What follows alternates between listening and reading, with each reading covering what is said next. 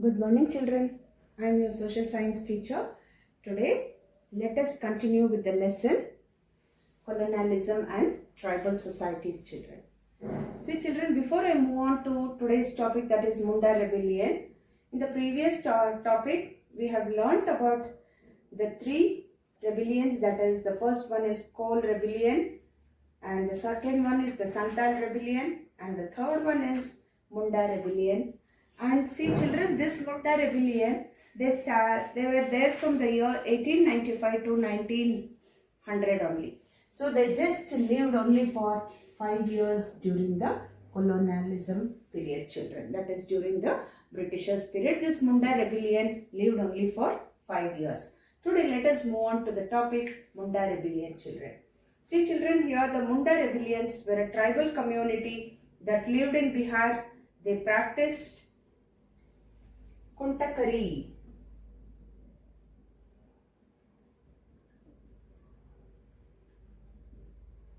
See, they practiced Kuntakari, which was a system of traditional land ownership. It was, the meaning is traditional land ownership. Traditional land ownership.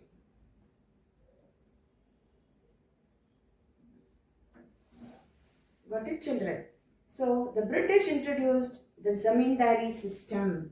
So, here the Britishers, now in this Munda Rebellion, they introduced the Zamindari System. What is Zamindari System, children? Zamindari System is nothing but they had to collect the taxes from the non-tribal people and pay it to the Britishers. In the previous lessons also we have learnt about this Zamindari System, children. The Mundas became tenants on their own land and were forced to pay rent to the Zamindars. See, now the Zamindaris only became tenants. What is the meaning of tenants is, see children, if we live in a rented house, we are called as the tenants. Okay, so like this, though these Zamindaris had their own land, they were called as tenants because they had to pay for the land what they had to pay the taxes to that, children. Okay, you understood now? And they acted as agents of the Britishers. They were acting as the agents, collecting money from the people, and they used to pay it to the Britishers. The tribals were exploited, and if they were unable to pay rent, they were removed from their ancestral land. If they did not pay their taxes to the Zamindars, they were removed from their ancestral land. That is, their forefathers' land which they had in their name, they took it away. Their inability to pay off their debt forced them to become bonded laborers. See, children, the meaning of bonded laborers is, if they did not pay the tax to the Zamindars, they were forced to work in the Zamindars' land, and they grabbed away their land also, and they were called as bonded laborers. The practice of forced labor was known as Betvigiri. The tribals held the Dikkos responsible for this misery. So, the Munda rebellion was led by Birsa Munda. See, this Munda rebellion was, the head was called as Birsa Munda. Understand, children? He was a young tribal leader, okay, this Birsa Munda, who in short span of time mobilized the Mundas against the Britishers. He was also successful in pressurizing the colonial rulers to implement laws for the protection of tribal land rights. Understand? He was the main person to make this Munda rebellions to become successful during the colonial rule, to implement laws for the protection of tribal land rights, children. The Munda rebellion began under the leadership of Birsa Munda. Under this fellow, they became the members with the objective to end the British rule. It was known as the Ulgan or Great Revolt. His followers considered him as a representative of God, children.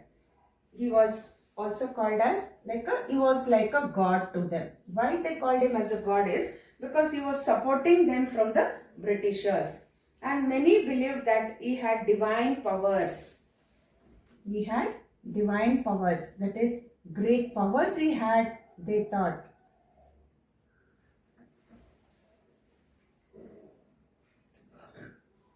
So here,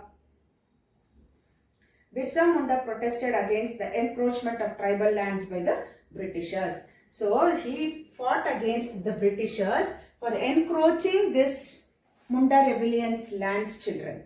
And the Munda rebellion took place in the Chota Nagpur region, and where Birsa declared the tribe free from the British rule. So now, after Birsa Munda fought against the Britishers and took back the land and gave away back to the Munda rebellions, they became free. The movement took a violent turn when government officials, Christian missionaries and landlords were attacked. Okay, children. And the people of the Munda tribe used primitive weapons like bows and arrows. The Britishers were able to contain the rebellion, and Birsa Munda was arrested by the British police in March 1900. Although the Britishers were successful in suppressing the Munda rebellion, see children, Birsa's efforts forced the colonial leaders in change the laws to suit the needs of the tribals. After Birsa Munda died, they forced again the laws to be implemented for the Munda rebellions. And the Britishers, now what they did, you know children, they passed the Chota Nagpur Tenancy Act of 1908.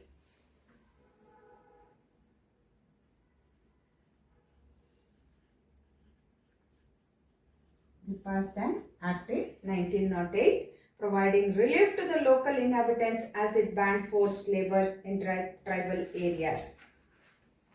So here in the next topic, it is revolts in the northeast India. So what was the revolts in northeast India?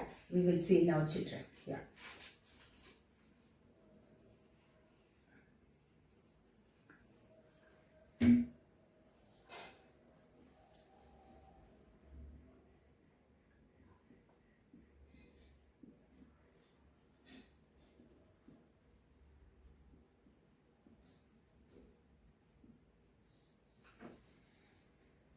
During the British period, a series of revolts occurred in the northeast, children. So now we'll move on to Assam. The Britishers established tea gardens in Assam to produce tea for commercial purposes. They asked them to prepare tea for the commercial purposes, children. What is the meaning of commercial here? Do you all know? It is for not for their own purpose. It is for the sale. Understand? And tea earned a lot of revenue for the East India Company.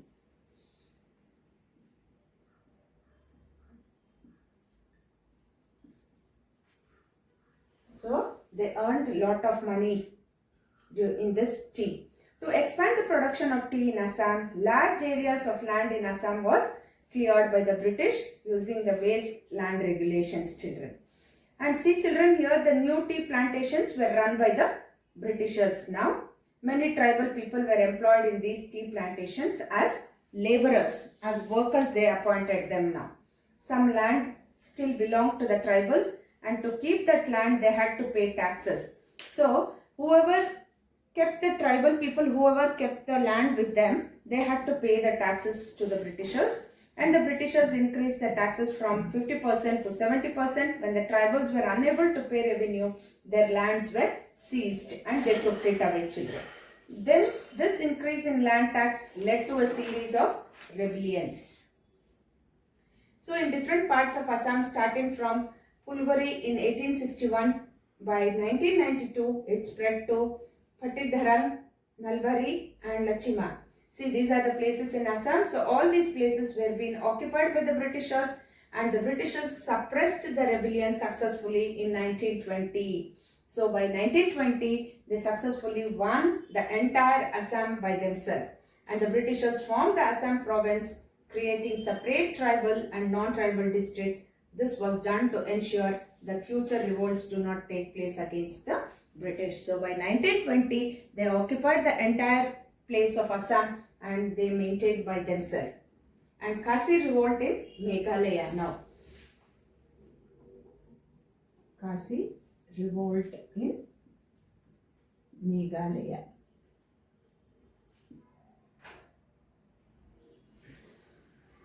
See children, in the 19th century witnessed the infiltration of the British officials and Christian missionaries in the northeastern part of India.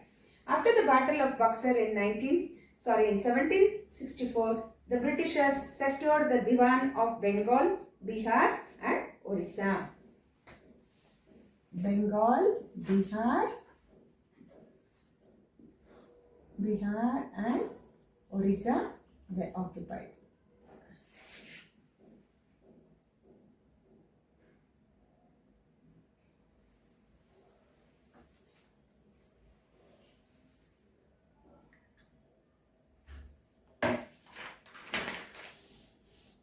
And now the Britishers wanted to build a road that linked the Surma Valley and Brahmaputra. Between Surma and Brahmaputra, they wanted to build a valley, children. Why? A road they wanted to lay for the trading. Understand? And the road was supposed to pass through the Khasi hills. Here in this hills they wanted to pass, and which would displace many people, and the Britishers also imposed a house tax in 1860 which caused further resettlement in addition, children. And now the Khasi revolt against the British was led by Ukain Nangaba, who was a revolutionary from Jowai, Meghalaya. And now the Britishers were successful in containing the revolt. Okay children, and now the last part over here is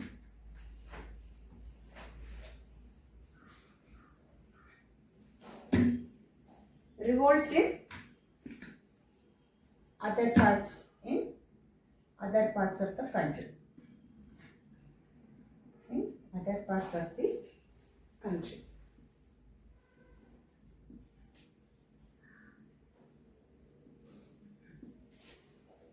See children, here the British rule was marked with a number of revolts that took place throughout the country, and in 1868 the Naikada tribe in Gujarat attacked a police station to remove the Britishers and establish Dharmaraj. The Koya and Konda tribes rebelled against their overlord, who acted as an agent of the British and received protection from them. The tribes of Koya and Konda started a rebellion in 1879, children. And this rebellion suppressed a year later in 1880. So under the leadership of Alluri Sitaram Raju,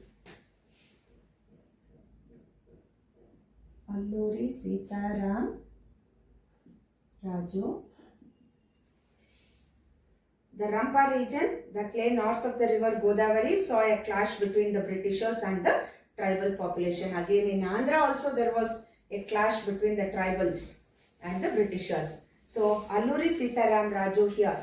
See there it was Birsa Munda, and here it is Alluri Sitaram Raju who fought for the tribal people. And this rebellion lasted for 2 years from 1922 to 1924. For 2 years this revolt took place, and this rebellion witnessed the use of guerrilla war. It was called as guerrilla warfare. Most of the revolts that occurred during the British period were a result of the oppressive and exploitative policies. Moreover, the tribal communities saw the British policies as an intrusion into their tribal setup, children.